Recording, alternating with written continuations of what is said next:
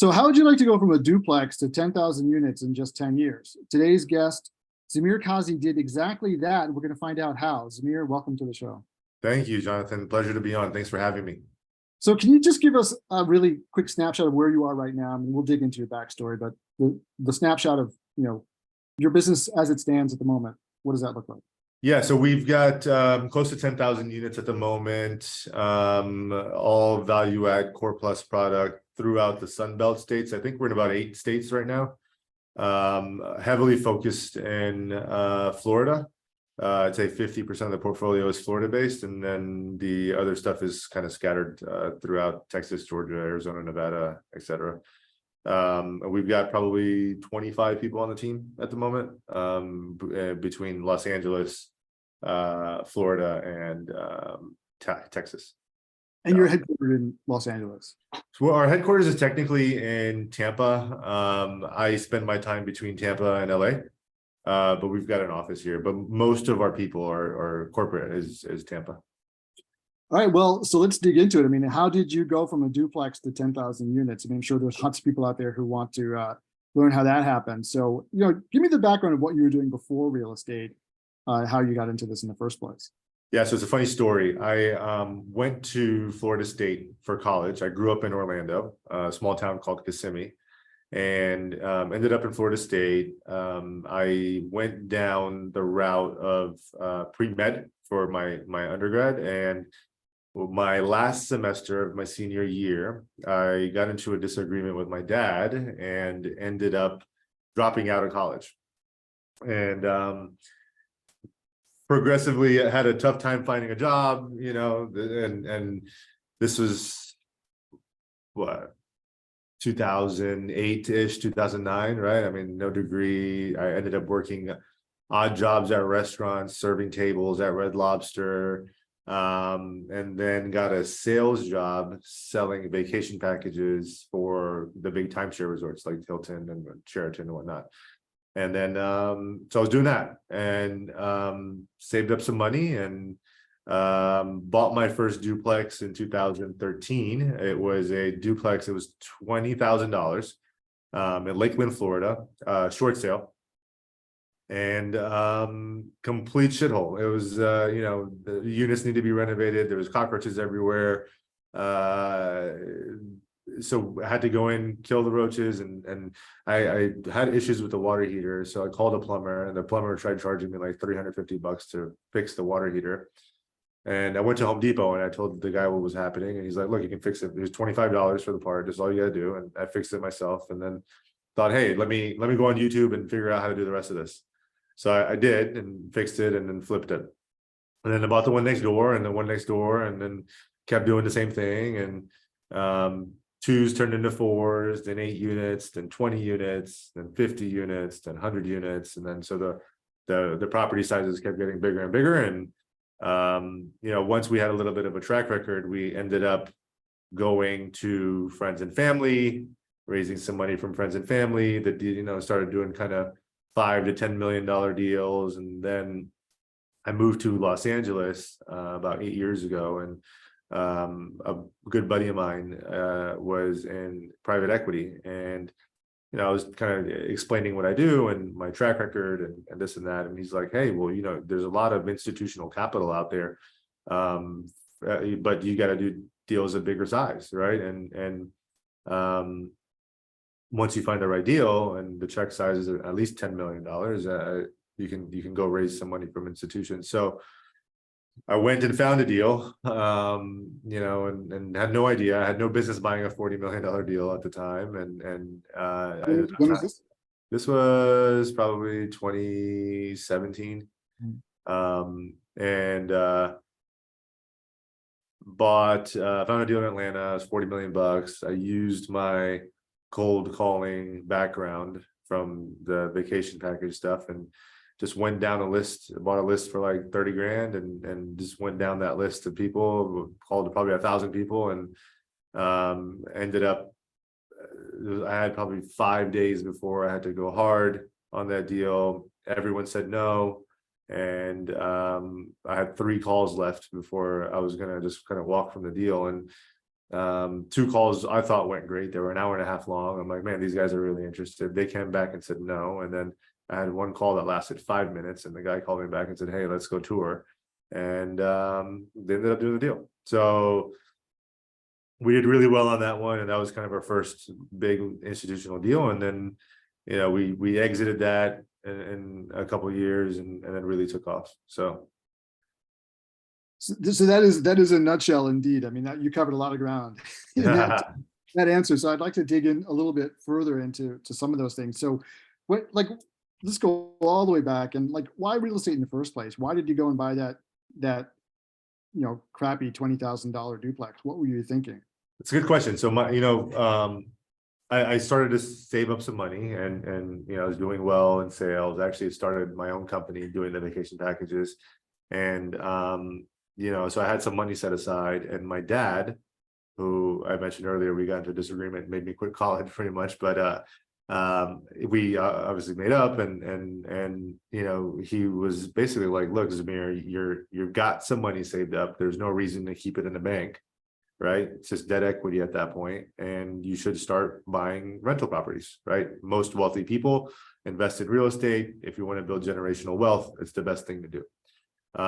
So, I was like, you're right. So I called up my buddy, who actually now works with us at ZMR, one of my best friends. He was a real estate broker, and I said, hey, look, I got this much money, and I'm trying to do this, and what do you think I should do? And he led me to a crappy a $20,000 duplex that we did really well on, and that was the beginning of me being a landlord. And I think when I went into it, I had no idea that this was going to turn into this, right? Like, I think the whole idea in my head was I wanted to create mailbox money and ideally generate $10,000, a month passive.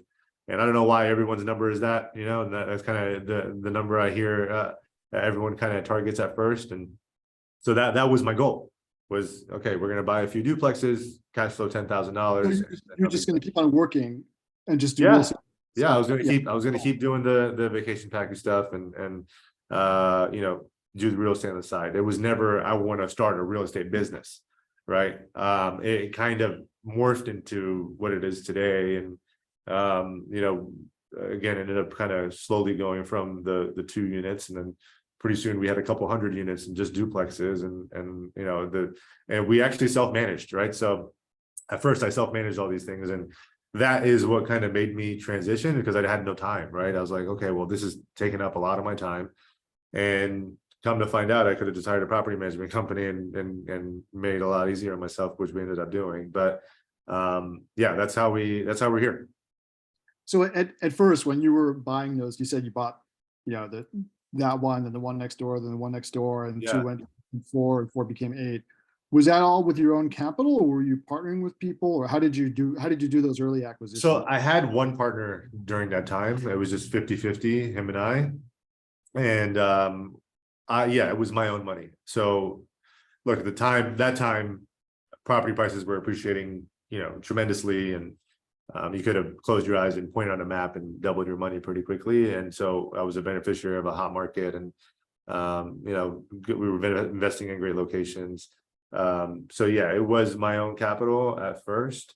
And then, when the deal started turning into duplexes, we eventually ended up running out of money. And funny story, I guess not so funny, but I had a credit card from college that was delinquent like 90 days. So it was difficult for me to get a loan. So I had to buy all these things cash, which is why I was buying these $20, $30, $40, $50,000 duplexes. Then we ran out of money. We tried to get a lender to refinance us on all these different duplexes, and we had trouble finding a blanket lender. But we found one. All it takes is one. I guess that's the motto here: the one equity partner, one lender. We found one bank to give us a blanket loan on all of the assets that we had, and then we took out a good amount of cash, and then we bought our first larger property from that. And then we were doing that, and then finally had a little bit of a track record, and then went out and started passing the hat around to our friends and family. So that first larger property, how big was that one? That one was 40 units. Yeah. And that was totally financed out of basically the appreciation that you'd had on all those duplexes that you were Yeah. selling. Yeah. So we took the appreciation and refinanced those properties and then used that refinance those dollars as equity into the acquisition of the new property.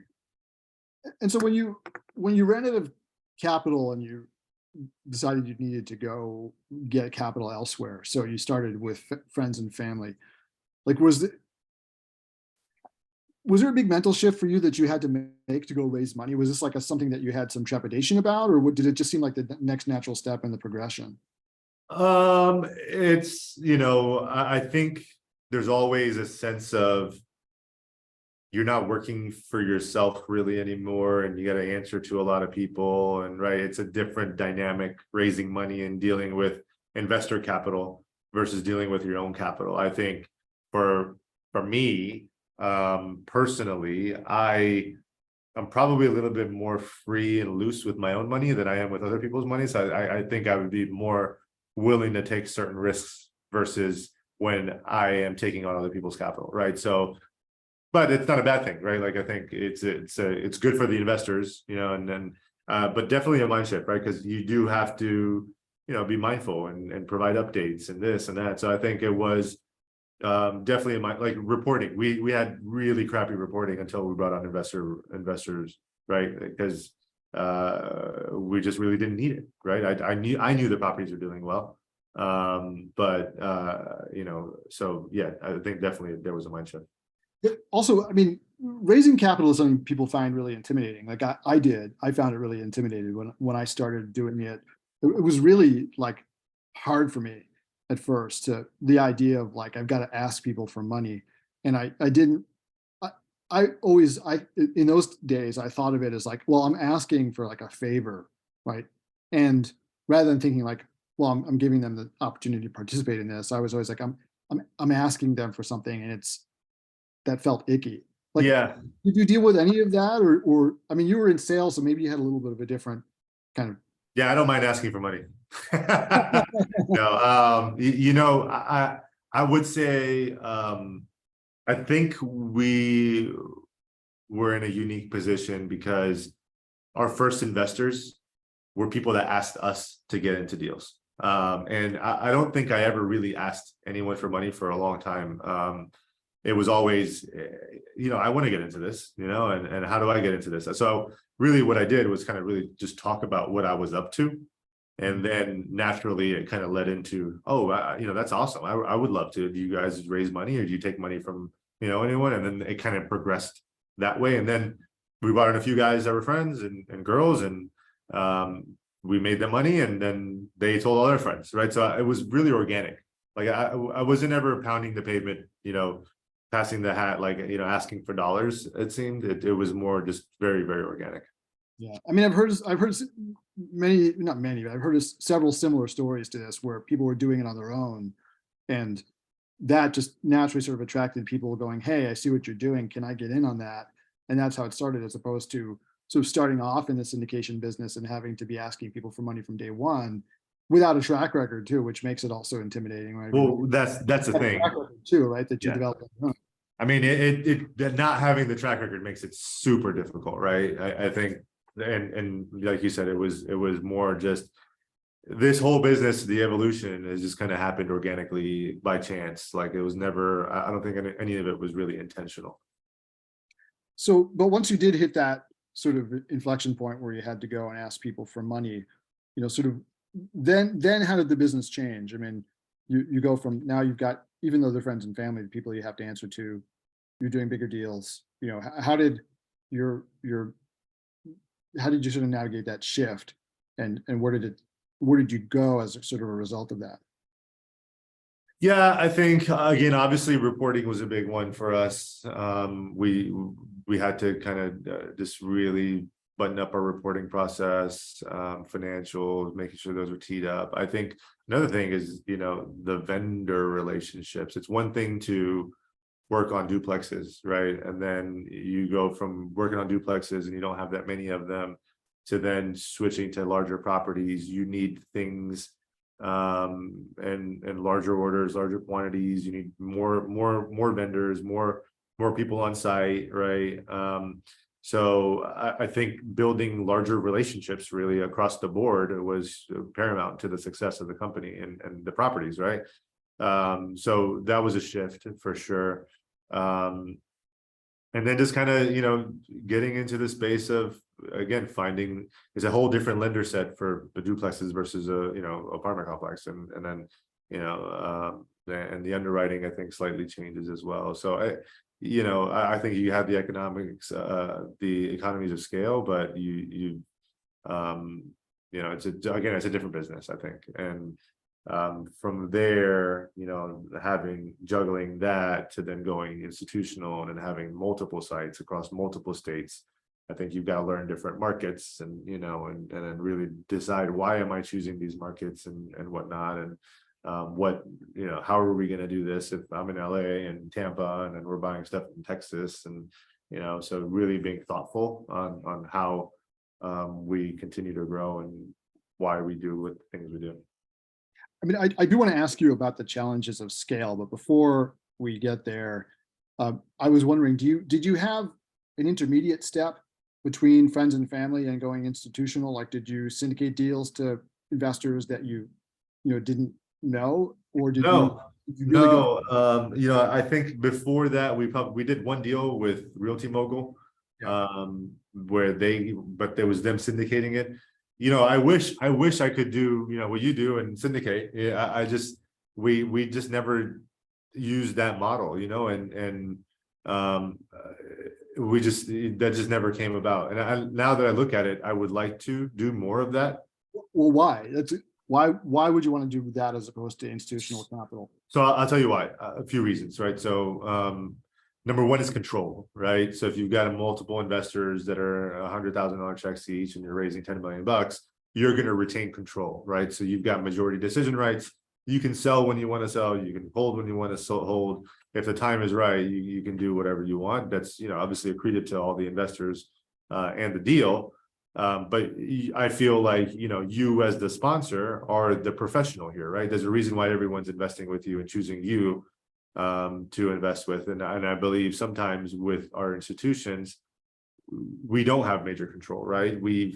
They have, and rightfully so, they're writing 95% of the check, right?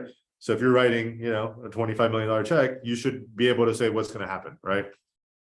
And then I think second is the structure economically for the sponsor is way better on the syndication route, right? So you've got higher fees, better waterfalls, lower hurdles or higher hurdles, and on the institutional side, you're getting, you're not getting anywhere near what you guys get or a syndicator would get on the structure for the fees. So economically, it's a little bit more accretive. So I think as a sponsor, you have to do less. You don't have to do as much to make as much, right? But the caveat, and I guess for us, is it gives us the opportunity to scale and really go out, right, and grow the business. So it's kind of like it's a trade-off, right? Yeah, I was going to say that, it's funny that when I was really surprised when you said you wish that you could syndicate, because, a lot of syndicators, their goal is either, well, let me make enough money that I can do this on my own and dispense with investors entirely, right? It's going to kind of go back to where you started, right? Sort of amass enough capital that they can just buy a few buildings on their own and just live off that without having to deal with all of this, or get into the institutional equity where you're not now like constantly trying to scrounge up, several dozen $100,000 checks on every deal, because it's easier. But obviously there are trade-offs in terms of your control. But do you mind talking a little bit about sort of, because I think most of the people who are listening to this podcast are either syndicators or sort of budding syndicators. If they're thinking about institutional capital, it's sort of way off into the future, or they're kind of like thinking like, oh boy, I wish I could get there. But talk a little bit more about what those deals really look like to you as the sponsor. What are the, you don't have to get into too much detail about it if that's, sort of confidential information, but just in broad strokes, how are those deals structured? You know, what do they look like, you know, from your perspective? Yeah, I would say, look, you typically on the equity side, someone will bring in anywhere from, let's call it 80 to 95% of the equity is probably typical. 90-10 is, I'd say, kind of average structure. And then after that, you'll be kind of between an 8% to 12% pref. Mhm. And then, you'll get a 85-15 split to 80-20 is probably the first hurdle. And then you'll throw in a couple other hurdles after that. Maybe like one at 12 and then 15 or 18. It really depends on the partner. It's always different, right? I've seen hundreds of term sheets and there's never kind of one boilerplate, but on the fee side, the most you'll see is 1% on the act fee, right? I think half a point is probably 50 basis points is pretty common. Asset management will be anywhere from 50 basis points to 100 basis points. And then you don't get dispo fees, no refinance fees, right? No capital raising fees. So you're, really the partner wants you to make money on the sale, not from fees, and performance. But even then, I mean, I know guys on the syndication side that are, 6 to 8% on pref, and then you're talking about 70-30 splits right off bat, or even 60-40 in some instances. And that looks way, I would have to do 3 deals to make as much in one deal that person made, so but again, I think to your point earlier, it's you gotta scrounge up a lot of investors, and it's a lot of dinners and or calls that you gotta take, and so it's always the case of the grass is greener. I think you always think, okay, well, I'd rather do my own deals and not bring in any investors, or that guy wants to bring in investors. So there's always pros and cons and trade-offs. And what about the control aspects of it? They've got, I'm assuming, major decision rights, but any other things, any sort of day-to-day site or? Yeah, it's funny because different partners are react and act in different ways.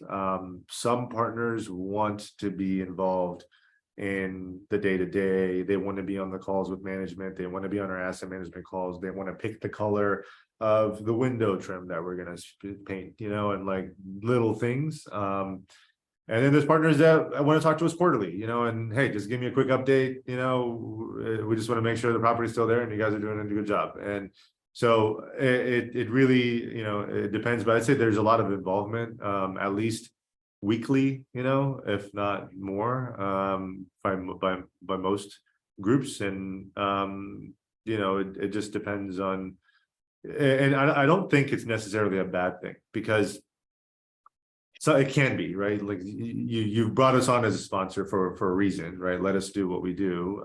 Or B, some of these guys bring a lot of value, right? And you've got really smart people, right, from really established shops, and they've been able to get to where they are because they know what they're doing.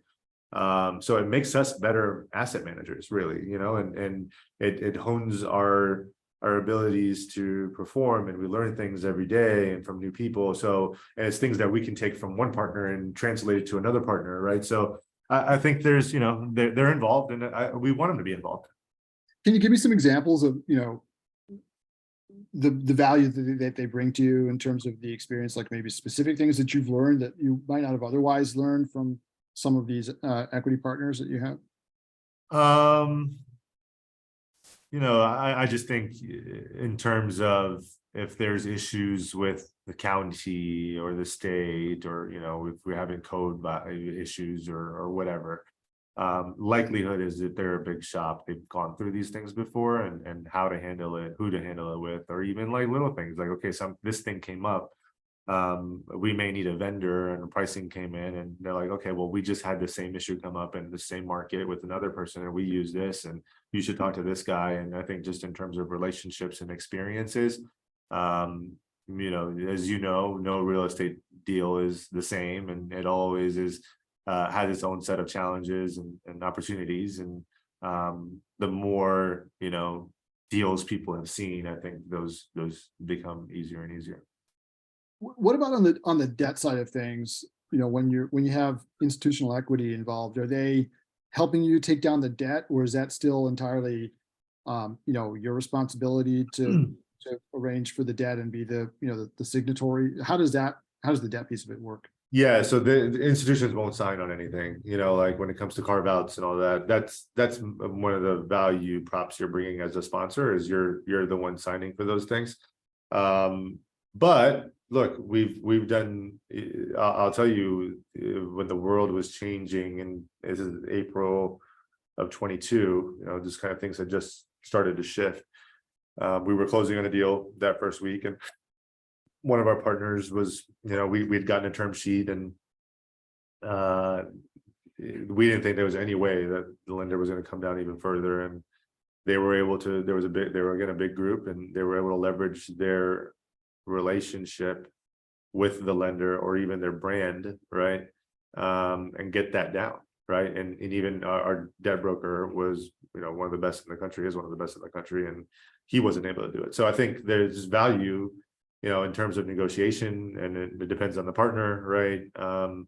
But if you've got like an Oaktree or a Blackstone, then, you know, you're going to get significantly better terms than another group, because they're, you know, strong on balance sheet and whatnot. And so, yeah, there's definitely value, but I'd say for the most part, you know, you're the one bringing the debt to the table, you're the one negotiating. I think what we always do when we come to a partner is we'll have three of the best options, which we think is, you know, one maybe a lower leverage option, one higher, different types of debt, and then collectively decide what do we think is the best structure of debt for this deal, right? It's a little bit because different groups have different preferences on, you know, on what they want for their fund. So we typically wouldn't make that decision without a partner. And what kinds of returns are they typically seeking? Like, one of the things that I've just heard, could be wrong, is that institutional investors are not necessarily looking for, you know, like your mom and pop investors are always looking for like to shoot the moon on everything. That's one of the challenges of syndication. You know, maybe you're going to have lower preferred returns, but very oftentimes, like, they don't want to talk to you unless you promise them pie in the sky, and that leads to a lot of the problems that we're seeing now. People sort of over promising what they can deliver, you know, in order to get investors into the deal. But with institutional capital, the from, you know, down here looking up at you guys, the perspective is always like, oh, these investors are a lot more rational and realistic. So maybe they're taking a bigger piece, but like they're looking for solidity and stability rather than, you know, they're not trying to get rich on these deals, right? So is that true? Yeah. So, you know, I've seen some crazy things on the syndication side in terms of, you know, underwriting and what IRRs are promised and whatnot. I would say, you know, it depends on the bucket of capital, right? So if they've got a core plus bucket, they're probably looking at high single digits to low double digits on the return profile. Core plus capital will be low double digit returns, and then, you know, your value add is mid teens, you know, and so you're talking about 15-16% on the value add deal. It's funny though, because in this time, because of the volatility, everyone's looking for higher risk adjusted returns, which really doesn't make sense, because the leverage has gone down, interest rates are higher, returns are going to be lower, so you're really not going to get higher returns in this market, right? Yeah, but I'd say kind of like low teens to mid teens is where expectations are, and that's net of fees and promote, right? So that's net to the LP, which they raise money too, so their capital is cheaper even, right? Because their investors need to make less than that. So I would say, but I think these unrealistic expectations are bred from unrealistic propositions, right? Because you've got some, not saying all, but there's some very amateur syndicators out there that really don't know what they're doing, and, you know, they are promising pie in the sky, and then one guy sees this, you know, a pie in the sky return, they expect everything. And then I think you've been, you know, a lot of us have been spoiled by the market, right? Like, you're getting 25, 30 IRRs in deals by really not because you're a good operator, because, you know, the market's bailed you out. Yeah, you just wrote up an updraft, right? Yeah, So, exactly. yeah, I mean, I think, you know, when you were talking a little while ago about your slight bit of FOMO about syndicators. I mean, one of the things that was crossing my mind as you said that was that a lot of what's happening in the syndication business, right, that you're not dealing with, is that a lot of this is marketing, right? I mean, you're out there developing relationships with institutional capital and having a discussion sort of on a basis of track record, on a basis of, you know, your view of the market, things like that. You're not, at least to my mind, not sort of doing a marketing effort with these people, but it's more of a relationship building and kind of trust building exercise. Whereas in syndication, so much of it is marketing, and what you've seen, and I think what's responsible for a lot of the issues that we've seen in the syndication world over the last, particularly 6 to 8 months, is that a lot of capital is raised simply on the basis of really good marketing and sustained marketing. And the marketing is aimed at making people think that they're going to make a lot of money, frankly, and sort of they're creating these promises that they can't necessarily deliver on. And you combine that with a lot of people who are really good at marketing and really not good at operating. And that's a really dangerous combination. But unfortunately, the LPs can't see inside. They can only see what's being shown them on the marketing side of things. But you know, you avoid all that by the way that you operate, right? Without having, you don't have a big marketing effort going on. Yeah, I mean, look, I feel like you're always marketing yourself, and you know that really never stops. But I to a certain point, I agree. Like I think, you know, our track record speaks for itself, I think, at this point. And then we've got a tremendous team. I think, you know, when we had, like, again, we've got 25 people, and all with great experience and institutional backgrounds, and I think it gives a level of comfort for the institution. So you're right, like my day is really talking to capital providers and you know, just kind of talking about the market and where they think the market is and what are they looking for, what are we looking for. And then, you know, once there's a deal that we can match them with their bucket of capital, then, you know, we'll present it to them, right? And I think at least for them, they're allocators, right? So their purpose for them is to find opportunities and sponsors like us, and, you know, put the capital to work. So it's definitely less of a, I guess, a pitch, right? And more of a, okay, this is who we are, here's the deal that we have, you know? Right, and it doesn't match your objectives or exactly not. Yeah. I want to back up just a little bit and talk about when you had to start hiring people, and how did you make that leap? Because that's another I find difficult piece for people when they're growing, is starting to let go of stuff and hire people to do it. How did you manage that? Yeah, look, honestly, that I think that's the most important part of all of this, because you know, look, I wasn't a real estate professional by any means when I got into this, and you know, my first official hire was in 2017, and this was when I bought that institutional deal. It was my first institutional deal, and you know, at the time, it was a big project. It was 400 units, actually 472 units. Is massive. And you know, all value add. We were going to spend like $8-9 million in capex, and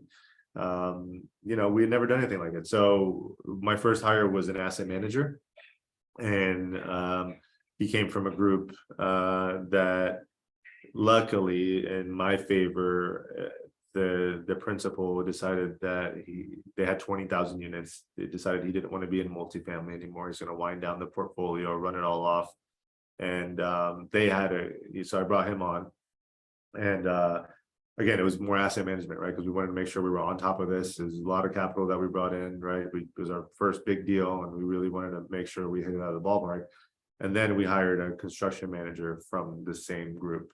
And from there, I just got really lucky, and timing was amazing. And they started to let people go, and everyone saw the writing on the wall, and I got to handpick 20 people from that company. So what I like to say is I bought a piece of a business that I really didn't have to pay for. Now, granted, it was a huge risk, right? Because we still only had one big deal at the time, and I was taking on a bunch of payroll, right? Like, so brought on a bunch of heads, and all my fees were going and more. So we're going back, everything I made went right back into hiring people and taking that jump. But look, I believed in, you know, what I wanted to do and what I thought we could do. And I believed in the team that we were bringing on and their experience. And luckily we were able to leverage all of that and turn it into something what it is today.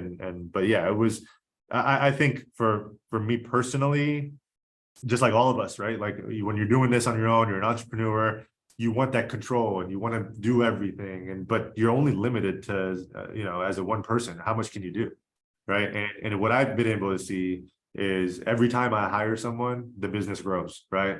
And it's you're spending money, but you're spending money for the right reasons for growth, right? So if you're hiring the right people, it shouldn't be a cost that you're not getting returns on. You gotta be able to let go, and delegate is the biggest thing. I think really in my position is coming up with the strategy and then making sure I have the right people in place to execute on those strategies, right? But you got to let go, and again, you're only capable of so much on your own, right? So we bring in people that complement your weaknesses. And as a CEO of now a company with 25 people, so what does your day look like? What are the kinds of things that you actually spend your time on? I mean, you mentioned before relationship building with your equity partners, but what are the other things that you're doing with your day? Because you're not probably, you're not like calling brokers anymore, I'm imagining. You're not like, doing the first cut underwriting and stuff like that, right? So what are you doing all day? It's funny though, I am calling brokers still all the time. The broker side, I have acquisitions guys. I got 2 act guys, one East Coast, one West Coast. They're great. I still think on the brokers, they like, that's a relationship. This is a relationship business, right? So, and I think at the end of the day, maybe what people still like about doing business with us is the fact that you can still get to me, and I'm still the one talking to the brokers. That's my relationship, right? Like, and I've had those relationships with these guys for a long time, and really they're my buddies now for the most part, right? Like we're all really good friends, and so I enjoy talking to those guys. The first cut of underwriting, yeah, I don't see that anymore. I think we go through an investment committee before it gets to me, and then I have final say on if we do the deal or not. But my day now is a lot more different than what it was 2 years ago. We're, because of the times that we're in, we're still looking at deals all the time. We're still making offers, but the reality of it is most stuff doesn't pencil right now. Interest rates are too high. The bid-ask spreads are too wide. My day now is really just operations. We're digging in on budgets and performance and versus actual and marketing plans, and sitting down with leasing. We're diving in, like making sure that our community managers are trained to sell people on leases, right? Like, I mean, what are we doing to convert the people that are coming in through the doors?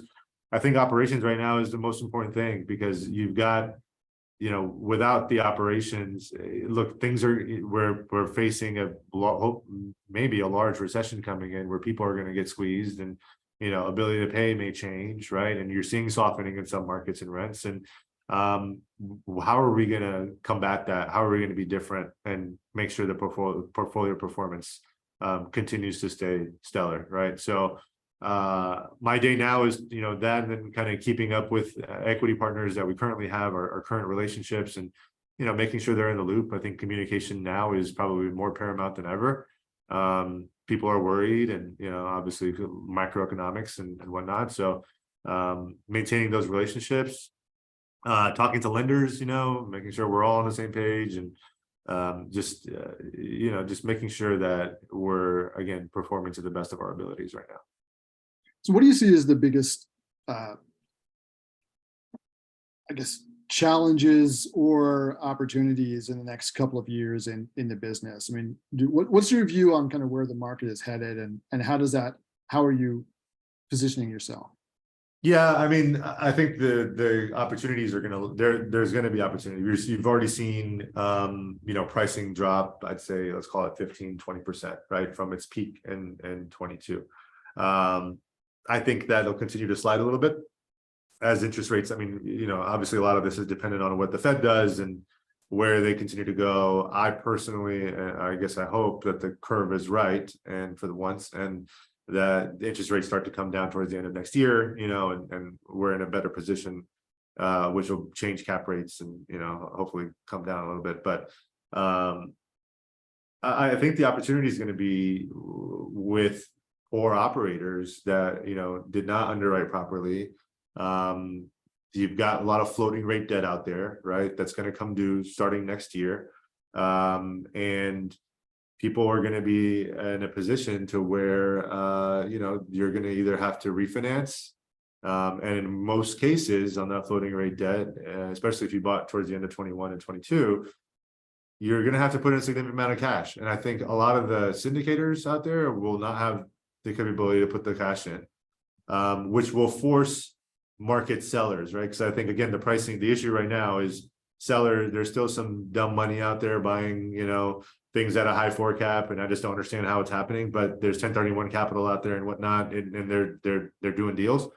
But now there's going to be an influx of deals coming out, and then I think, again, times and circumstance will make people have to sell because they don't have any other choice, and then pricing will be where it should be, right? And I think that's the opportunity. I think there's going to be tremendous opportunity in the next 12 to 24 months, right? I think things will continue to be slow for the next, let's call it 6 to 8 months, probably through the end of the year.